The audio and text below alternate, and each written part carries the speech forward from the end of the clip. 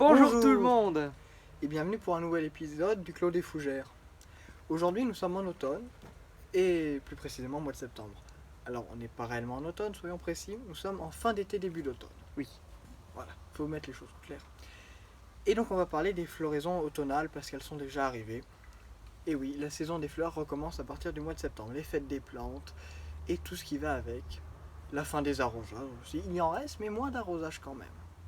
Alors on va découvrir tout au long de cette vidéo les plantes du moment, les bulbes d'automne, les colchiques, mais aussi les vivaces telles que les salidago, les Liriop muscari, et toutes les plantes qui sont encore en fleurs, prêtes à nous éblouir, comme les hostas, les fuchsias et autres plantes qui nous ont émerveillés cet été, n'est-ce pas? L'espoir. Yeah.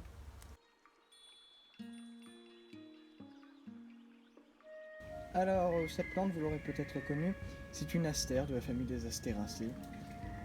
Donc c'est une plante qui va au soleil ou à l'ombre, c'est une plante très facile. Alors elles commencent à peine leur floraison au mois de septembre, mais elles vont continuer jusqu'en novembre, sans problème.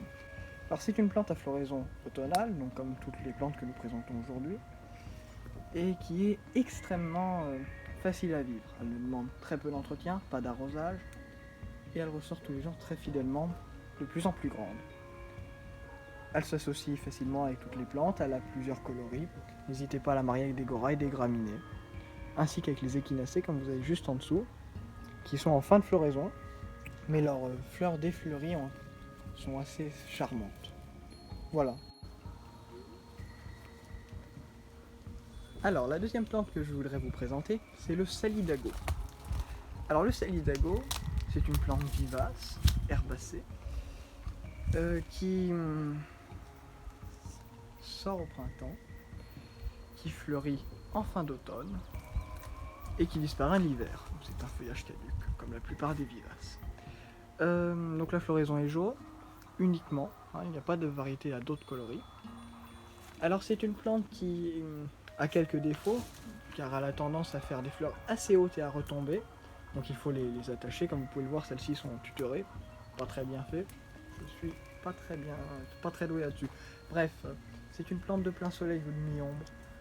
Et deuxième défaut, ou avantage, elle se ressème un peu partout. Donc comme ça, vous en aurez un peu partout. À essayer aussi la variété canadensis, qui, elle, reste plus basse. Je vais vous la montrer juste après. Voilà, je n'ai pas grand chose d'autre à dire, à part que, malgré ses défauts, c'est une plante qui fait tel un feu d'artifice jaune. Voilà. Donc voilà, ici c'est le Salidago canadensis, c'est la variété plus basse, vous voyez, alors elle va assez basse contrairement à ses confrères qui vont au-dessus des arbustes, voilà, vous en avez ici, qui montent très haut, alors que là, on est sur une variété plus basse. Sinon même exposition, soleil mi-ombre, et elle ne se ressème pas partout, voilà, c'est tout pour cette plante-là. Alors nous voici devant une des dernières plantes que je vais vous présenter aujourd'hui, le Liriop muscari. Alors c'est une plante qui est très intéressante car elle est capable de vivre à l'ombre, c'est un très bon couvre-sol, alors qui fait des modes plutôt lentes et qui ne pousse pas beaucoup, mais elle est très intéressante. Donc c'est une plante vivace qui fait des grappes de fleurs bleues en automne, de septembre à octobre, parfois novembre, mais c'est très rare. Elle supporte très bien la sécheresse et l'ombre, ne demande aucun entretien, je précise bien aucun, après l'arrosage la première année.